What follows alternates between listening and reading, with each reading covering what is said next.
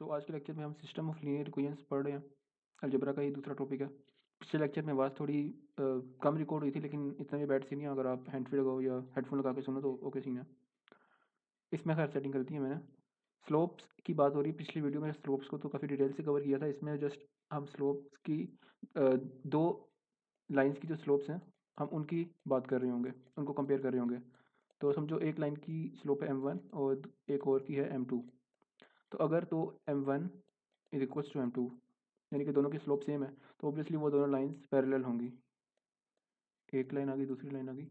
और ड्राइंग में थोड़ी पैरेलल नहीं लग रही, लेकिन समझो ये पैरेलल लाइन है, तो ये कभी भी इंटरसेक्ट नहीं करेंगी।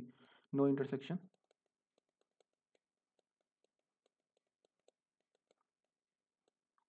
तो कभी भी इंटरसेक्ट नहीं करेंगी, दोनों लाइन पैरेलल होंगी। और फिर ऑब्वियसली इन पे इनका कुछ सोल्यूशन भी नहीं मिलेगा, क्योंकि सोल्यूशन दो लाइंस का तभी बनता है जब वो इंटरसेक्ट करती हैं। लाइक अगर एक ये लाइन है हमारे पास और एक ये लाइन है, तो इन दोनों का सोल्यूशन जो होगा वो ये पॉइंट होगा। ये एक्स वाई का पॉइंट जो भी इसकी वैल्यू है, ये इनका सोल्यूशन होगा। तो इनका ये जब इंटरसेक्ट ही नहीं करेंगे तो इनका सोल्यूशन ही कोई नहीं होगा। इसके अलावा अगर हमारे पास m1 और m2 का अगर हम सॉरी इसका प्रोडक्ट करें, और अगर प्रोडक्ट हमारे पास -1 में आए, तो इसका मतलब है कि जो दो लाइंस हैं वो आपस में 90 डिग्री का एंगल बना रही है, यानी कि आपस में परपेंडिकुलर है। परपेंडिकुलर। और यहाँ पर ये पैरेलल है। ओके हो गया। तो यहाँ पर मतलब थीटा यहाँ पे 0 डिग्री है और यहाँ पे थीटा 90 डिग्री है। ओके हो गया। तो ये एक दो स्लोप्स का कंपैरिजन, ये आपको पिछली वीडियो में मैथमेटिकल बताया था, तो इस वीडियो में हम दो लाइंस की बात कर रहे हैं तो इसलिए बता दिया। दो लाइंस की हम जनरल फॉर्म पहले लिख लेते हैं। जनरल फॉर्म की बात पहले की थी हमने। स्लोप इंटरसेप्ट फॉर्म से भी बात कर सकते हैं, लेकिन जनरल फॉर्म पे ज़्यादा आसानी रहेगी आपको, क्योंकि ज़्यादातर जो क्वेश्चन पूछे जाते हैं ना, वो फिर जनरल फॉर्म में ही आते हैं। इस तरह के क्वेश्चन जो सिस्टम ऑफ लीनियर इक्वेशंस के होते हैं। अब इसमें है ऐसा है कि हम ले लेते हैं एक इक्वेशन है a1 plus b1y plus c1 is equal to 0। ये एक इक्वेशन आ गई हमारे पास, और ये दूसरी इक्वेशन आ गई a2x plus b2y plus c2 equals 0। ये दूसरी इक्वेशन आ गई। अब इन दोनों इक्वेशन को सॉल्व करने के, यानी कि इनका जो इंटरसेक्शन पॉइंट है वो निकालने के एक हमारे पास है दो तरीके हैं। वैसे अगर मैन्युअली सॉल्व करना है तो हमारे पास दो तरीके हैं। पहला तरीका तो आ गया हमारे पास substitution method. Substitution method substitution method में हम करते क्या है कि हमने एक एक एक्स की वैल्यू, एक इक्वेशन से एक्स की वैल्यू या वाई की वैल्यू हमने निकालनी है और उसको पुट कर देना है दूसरी इक्वेशन में। मिसाल के तौर पे समझो हमारे पास एक इक्वेशन, दो इक्वेशंस का सेट है। एक पहली इक्वेशन हमारे पास 5x प्लस वाई इक्वल्स -7 और -3x minus 2y equals 12। Okay. तो इसमें समझो हमने इस इक्वेशन से x की वैल्यू निकालनी है, तो हम क्या करेंगे, x को एक साइड पे रखेंगे। 5x equals to -7 minus Y and x equals -7 minus Y divided by 5। अब ये जो पूरी x की वैल्यू आई है, इसको हम इस इक्वेशन में पुट कर देंगे, इक्वेशन नंबर 2 में। इक्वेशन नंबर 1 में ही पुट कर देंगे दोबारा, तो फिर हमारे पास कोई सोल्यूशन नहीं आएगा, वो इक्वालिटी आ जाएगी और उससे हमें कुछ मिलेगा नहीं। इसलिए जिस इक्वेशन से वैल्यू निकाली उसी इक्वेशन में ही दोबारा पुट नहीं हम कर सकते। इसकी वैल्यू हम इसमें पुट करेंगे -3 और x की जगह -7 minus Y divided by 5 -2y equals 12। अब इसमें सिर्फ y की वैल्यू है इस पूरी इक्वेशन में, तो हम इसको सॉल्व करके जब y की वैल्यू हम इजीली निकाल सकते हैं। जब y की वैल्यू हमारे पास निकल आएगी तो उसको इक्वेशन 1 या इक्वेशन 2 किसी भी इक्वेशन में पुट करके हम x की वैल्यू भी निकाल लेंगे। तो ये काफ़ी एक लंबा प्रोसेस है। तो सब्स्टिट्यूशन मेथड को हम एसएटी में यूज़ नहीं करने वाले, लेकिन ये है एक प्रोसेस एग्जिस्ट करता है, बस बताने के लिए आपको एक प्रोसेस बता दिया। हम जो यूज़ करेंगे, और क्योंकि एसएटी में एमसीक्यू होती है, जल्दी जल्दी काम करना होता है, तो वो एक प्रोसेस है एलिमिनेशन मेथड का। एलिमिनेशन मेथड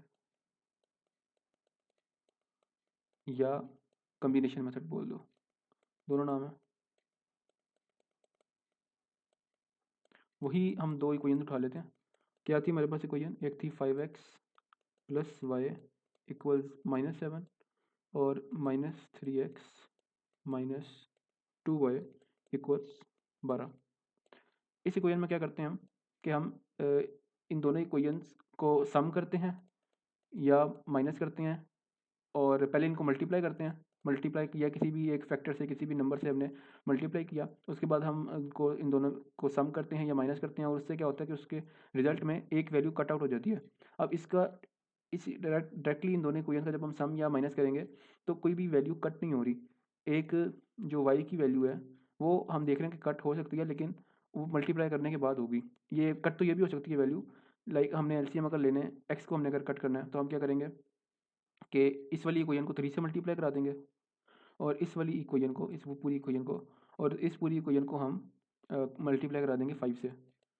उससे क्या होगा कि x के कोफिशिएंट्स ऊपर भी 15 आ जाएगा और नीचे भी 15 आ जाएगा, जिससे हमारी x की वैल्यू कट आउट हो जाएगी और हमारे पास आंसर आ जाएगा। लेकिन हम क्या करेंगे, हम इसमें थोड़ा आसान काम करेंगे और वो ये कि हम जो y की वैल्यू है उसको कट करना चाहेंगे। वो इस वजह से कि उसमें हमें सिर्फ इस वैल्यू को मल्टीप्लाई करना पड़ेगा, इसको मल्टीप्लाई नहीं कराना पड़ेगा किसी नंबर से। वो अब इस तरह है कि अब यहाँ पे 2 है, -2 है, तो हमने यहाँ पर अगर हम 2 लाएंगे y के साथ, कोई 2 का कोफिशिएंट लाएंगे तो हमारा काम आसान हो जाएगा। तो हम क्या करेंगे कि इक्वेशन नंबर जो 1 है हमारी, उसको हम 2 से मल्टीप्लाई करा देते हैं। इस पूरी इक्वेशन को जब हम 2 से मल्टीप्लाई करेंगे तो रिजल्टिंग इक्वेशन हमारी बनेगी 10x प्लस 2y इक्वल्स -14। इसी के नीचे हम ये वाली इक्वेशन लिख लेते हैं, हमारी जो दूसरी है as it is equals to 12। अब इससे क्या होगा, अब हम इनको प्लस करेंगे, सम करेंगे, इनका सब्ट्रैक्ट नहीं करेंगे इसको इसमें से, इसको सम करेंगे क्योंकि ये ऑपोजिट साइन है तभी तो कट आउट होगा। तो जब हम इसको सम करेंगे तो ये इससे कट आउट हो गया। 10 - 3 7x और -14 प्लस 12 इज इक्वल्स टू -2। तो हमारे पास x की वैल्यू आ जाएगी -2/7। ये बड़ा एक मतलब उससे तो काफ़ी आसान तरीका है सब्स्टिट्यूशन मेथड से ये वाला एसएटी में सॉल्व करने के लिए। लेकिन आपने जो मेथड यूज़ करना है, पहले तो इसको, इस कंसेप्ट को समझो, पहले तो इसकी प्रैक्टिस करो। जब इसका कंसेप्ट क्लियर हो जाए उसके बाद आपने जो वहाँ पे मेथड यूज़ करना है, आपने सिंपल डेस्मोस यूज़ करना है। डेस्मोस कैलकुलेटर होता है, उसके लिए पहले पहले आपने जब ये कोर्स सारा आपका ख़त्म हो जाएगा ना, ये जो भी है, उसके बाद उस पर आपने जाना है डेस्मोस पे। और यूट्यूब पे मैं एक कोर्स बता रहा हूँ, आपने उस बंदे की वीडियोज़ हैं कुछ, लाइक डेस्मोस एसएटी। हाँ, ये जो ग्रीन बंदा है ना, इसकी सारी वीडियोज़ आपने देखनी है। ये वाला कोर्स लेना है आपने, आपको डेस्मोस की समझ आ जाएगी। ओके, सो डेस्मोस से अगर हम यही अगर हम करना चाहें तो वो किस तरह करेंगे। पहली हमारी इक्वेशन क्या थी, 5x प्लस वाई इक्वल्स -7 और -3x -2 इक्वल्स 12। ओके, सो अब हमारा जो इंटरसेक्शन पॉइंट है इनका वो ये बन रहा है। इसमें जो ये वैल्यू है, ये पूरी वैल्यू, ये हमारे पास -2/7 आई थी, जिसको करते हैं तो यानी कि उसके अराउंड राउंड वैल्यू आ रही है। अब मैं एक लिख लेता हूँ -2/7। हाँ, मैं देखा वही वैल्यू आ रही है। ये तो राउंड ऑफ होकर थोड़ी वैल्यू चेंज हो गई है ना, वरना वैल्यू वही सेम है। ओके हो गया।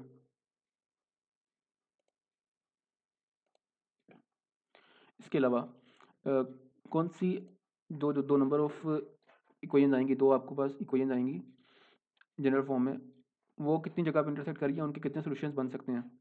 तो जो लीनियर इक्वेशन है ना, उनके या तो एक सोल्यूशन बनेगा in most of the cases, या तो इनका सिर्फ एक सोल्यूशन बनेगा या इनके कोई भी सोल्यूशन नहीं बनेगा, और या इनके इन्फिनिट सॉल्यूशंस बनेंगे। वो इस तरह के पहले ग्राफिकली समझ लेते हैं। ग्राफिकली ऐसे है कि ग्राफिकली ऐसे है कि समझो ये आपके पास है, ये एक स्लोप आ गई, एक लाइन आ गई और ये दूसरी लाइन आ गई, तो ये आपको देखो एक सोल्यूशन बन गया। नो सोल्यूशन का केस तब होगा जब दोनों लाइंस पैरेलल होंगी, तो ये नो सोल्यूशन का केस बन गया। इसमें इसका वाई इंटरसेप्ट कुछ और है और इसका कुछ और है। इन्फिनिट सॉल्यूशन में क्या केस होता है कि दोनों लाइन पैरेलल्स होती हैं लेकिन उनका वाई इंटरसेप्ट भी सेम होता है। लाइक ये एक ही कोई एक ग्राफ आ गया और दूसरा भी बिल्कुल इसके ऊपर, यानी एज इट इज़।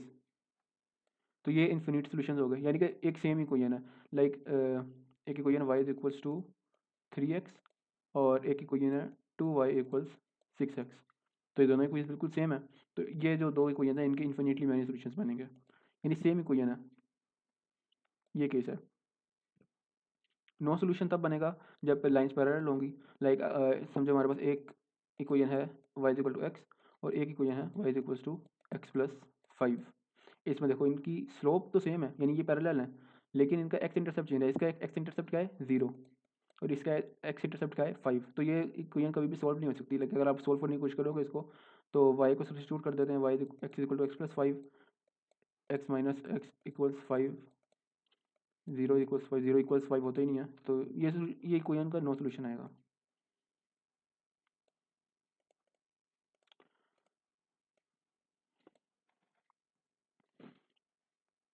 ओके, तो अब इसको अगर उस फॉर्म में देखा जाए, जनरल फॉर्म में हमारे पास हमने ये बात की थी ना, a1 plus b1 y plus c1 equal 0 और a2 x plus b2 y plus c2 equal 0। आपको इस फॉर्म में इक्वेशंस दी होंगी। अब ये जो मैं बताने लगा ना, इसको याद रखना, सारे ऐसे क्वेश्चन में आपने ये वाला रूल अप्लाई करना है। आपने ये करना है, आपको ये जनरल फॉर्म में अगर जनरल फॉर्म में इक्वेशन नहीं है तो उसको जनरल फॉर्म में लेके आओ। पहले 2-3 दफ़ा लेके आओगे, उसके बाद आपको देखते साथ जरूरत ही नहीं पड़ेगी, आपके दिमाग में जनरल फॉर्म आ जाएगी। आपने करना, दो इक्वेशन दी होंगी, आपने रेशो निकालनी है। आपने करना है a1 डिवाइडेड बाई a2 निकाल लेना है, फिर b1 डिवाइडेड बाई b2 इसकी रेशो निकाल लेनी है, फिर c1 डिवाइडेड बाई c2 इसकी रेशो निकाल लेनी है। सो पहला केस ये है कि a1 equals b1 by b2 equals c1 by c2, ये पहला केस है। इस केस में क्या होगा कि आपकी सोल्यूशन, आपकी जो इक्वेशन है उसके इन्फिनिट सोल्यूशंस बन रहे होंगे, इनफाइनाइट सोल्यूशंस बन रहे होंगे इस केस में। दूसरा केस, ये मतलब लिख लो ना, अब मैं बार बार नहीं लिख रहा। दूसरा केस ये है कि आपका a1 is equal to a1 by a2 इसकी रेशो b1 बाई b2 की इक्वल है, लेकिन आपका ये c1 बाई c2 को इक्वल नहीं है। यानी कि इसका क्या मतलब है, इसमें स्लोप्स तो इक्वल हैं। अगर आपको समझ आ रही होगी तो इसमें स्लोप्स की बात हो रही है। हमने रेशो बताई थी ना, जनरल फॉर्म में जो स्लोप है वो ऐसे निकाली जाती है। तो ए और बी से हम स्लोप निकाल रहे हैं। माइनस का साइन इसलिए इग्नोर हो रहा है क्योंकि रेशो में है, यहाँ पे भी रेशो, यहाँ पे भी रेशो है, इसलिए माइनस का साइन इग्नोर हो रहा है। तो हम यहाँ स्लोप्स की बात करें बेसिकली। तो अगर इस तरह की आपकी कंडीशन आ गई कि a1 by a2 is equal to b1 by b2 but not equal to c1 by c2, यानी कि स्लोप्स इक्वल हैं, m1 equals m2 slopes equal हैं, लेकिन जो इंटरसेप्ट है y इंटरसेप्ट वो सेम नहीं है, c1 is not equal to c2। तो इस केस में आपकी जो लाइंस हैं वो पैरेलल होंगी और नो सोल्यूशन होगा उनका, नो सोल्यूशन, और लाइंस आपकी पैरेलल होंगी। लाइक दिस केस, इसमें लाइंस आपकी पैरेलल हैं, स्लोप सेम है, लेकिन जो y इंटरसेप्ट है वो चेंज है, इसका कोई और है, इसका कोई और है। इसके अलावा एक और केस, उसमें ये है कि a1, ये आपकी जो स्लोप्स हैं a1 by a2 is not equal to b1 by b2। जब इस तरह का केस आ जाए तो हमें ये देखने की ज़रूरत ही नहीं है कि ये इसके इक्वल है या नहीं है, क्योंकि उससे फ़र्क नहीं पड़ेगा। और आपका रिजल्टिंग जो होगा वो ऐसे होगा कि आपका सिर्फ वन सोल्यूशन आएगा इक्वेशन का, दोनों इक्वेशंस का एक जगह इंटरसेक्ट कर रही होंगी, और इससे फ़र्क इसलिए नहीं पड़ेगा क्योंकि स्लोप चेंज है। समझो अगर इस ये जो वाई इंटरसेप्ट है ये उनके चेंज हैं, यहाँ से ये यहाँ से आ गई, इसका वाई इंटरसेप्ट ये आ गया और इसका वाई इंटरसेप्ट ये है, तो फिर भी एक पॉइंट पे कर रही हैं इंटरसेक्ट। और अगर वाई इंटरसेप्ट सेम है, यानी कि ये ऐसे है और ये ऐसे है, वाई इंटरसेप्ट सेम है, तो वाई इंटरसेप्ट पर ही इंटरसेक्ट कर रही हैं, फिर भी एक ही सोल्यूशन है। ठीक है, यानी कि इनका रिजल्ट ऐसे आएगा, अगर आपको स्लोप सेम नहीं है इनकी तो उसका एक सोल्यूशन, वन सोल्यूशन बनेगा।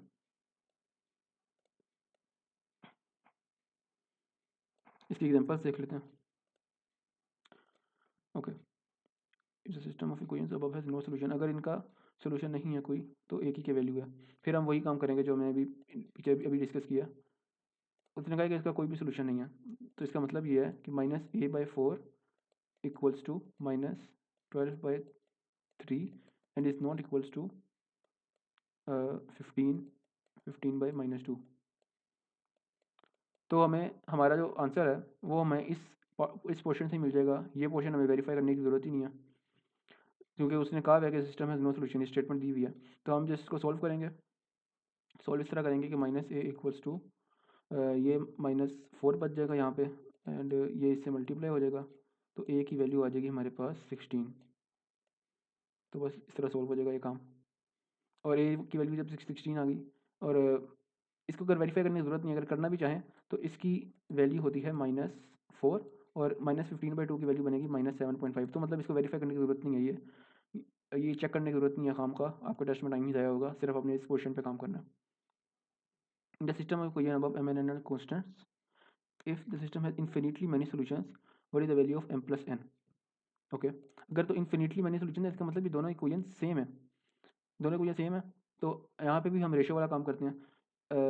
इसमें ऐसा है कि अगर हम इस इक्वेशन को पहली इक्वेशन मान लेते हैं और इसको दूसरी इक्वेशन मान लेते हैं, तो काम थोड़ा आसान हो जाएगा। मतलब हम m/3 करते हैं, m/3 a1/a2 is equals to -n/-5।